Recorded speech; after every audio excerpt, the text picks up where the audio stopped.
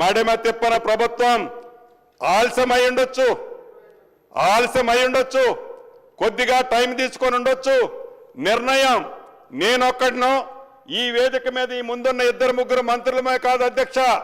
అనేక పర్యాయాలు నేనైతే 100కు పైన సార్లు ఈ చట్టం తయారు చేసే దాంట్లో పాలు పంచుకున్న మా మంత్రులైతే కేబినెట్లోనే కాదు కేబినెట్ల బయట కూడా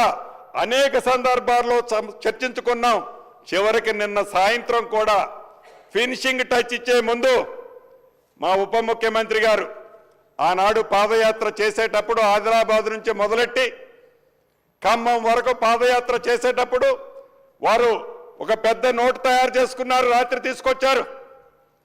ప్రతి అంశాన్ని అధికారులు మేము కూర్చొని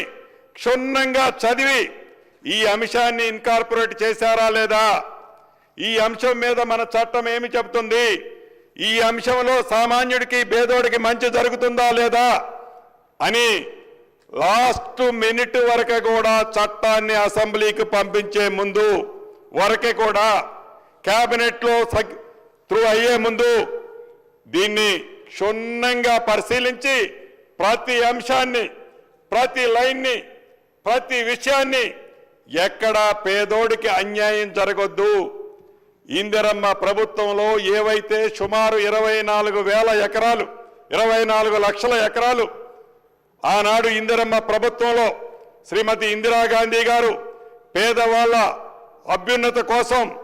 భూమి ఇస్తే వాళ్ళు ఒక భరోసాగా బ్రతుకుదారని ఇచ్చారో అటువంటి ఆస్తులన్నీ అన్యక్రాంతమయ్యాయి, అటువంటి ఆస్తులన్నీ దోపిడీకి గురయ్యాయి. నా పాదయాత్రలో ఇటువంటి అంశాలు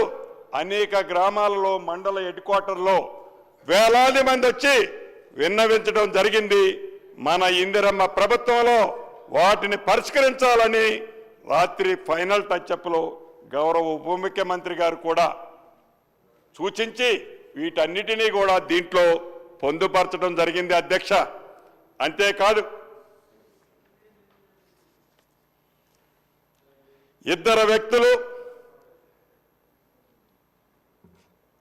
2020 6వ చట్టాన్ని 4 గోడల మధ్య రహస్యంగా తయారు చేసుకొని ఆ చట్టాన్ని ధరణి అనే ఒక భయంకరమైన భూతాన్ని ఏ పుణ్యమో పాపమో తెలియని సామాన్య ప్రజల మీద రుద్ది ఏ చట్టము అద్భుతమని చెప్పుకునే చట్టాన్ని సామాన్య ప్రజల మీద ప్రయోగించి అనేక మంది ఆత్మహత్యలు, అనేక హత్యలు, ఈ చట్టంలో ఉన్న లోపభూయిష్టమైన అంశాలతో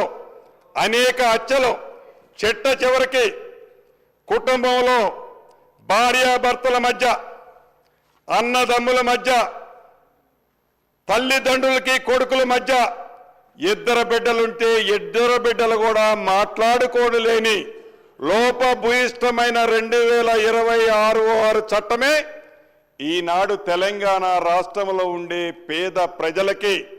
ఒక మహాశాపంగా మారింది అనేది నేననటం కాదు అధ్యక్ష. ఏ ప్రాంతానికి వెళ్ళినా, ఏ మారుమూల గ్రామానికి వెళ్ళినా, ఏ గూడానికి వెళ్ళినా, ఏ తండాకెళ్ళినా ఇది 10 మందిని అడిగితే 10 మందికి 10 మంది ఈ చట్టంతో నేనెంత నష్టపోయారని ఏదైతే చెప్పారో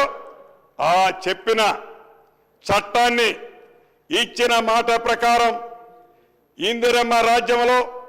మన ఇందిరమ్మ ప్రభుత్వంలో ఇచ్చిన మాట తప్పకుండా, మడిమ తెప్పకుండా కొద్ది రోజులు లేట్ అయితే ఉండొచ్చు అధ్యక్ష, ఒక అద్భుతమైన చట్టాన్ని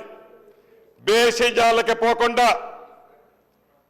ప్రధాన ప్రతిపక్షంలో ఉండే అనుభవజ్ఞులైన నాయకులు ఇచ్చిన సూచనలు కూడా ఈ చట్టంలో క్రోడీకరించి ఎక్కడ చిన్న పొరపాటు జరగకుండా ఈ చట్టాన్ని తమర ద్వారా ఈ సభకి యావత్ తెలంగాణ రాష్ట్రానికి పరిచయం చేయడం జరిగింది. ఈ భాగ్యం నాకు కలిగినందుకు నాకిచ్చిన ఈ ఇందిరమ్మ ప్రభుత్వానికి మరొక్కసారి అభినందనలు కృతజ్ఞతలు తెలుపుతూ సెలవు తీసుకుంటున్నాను అధ్యక్ష.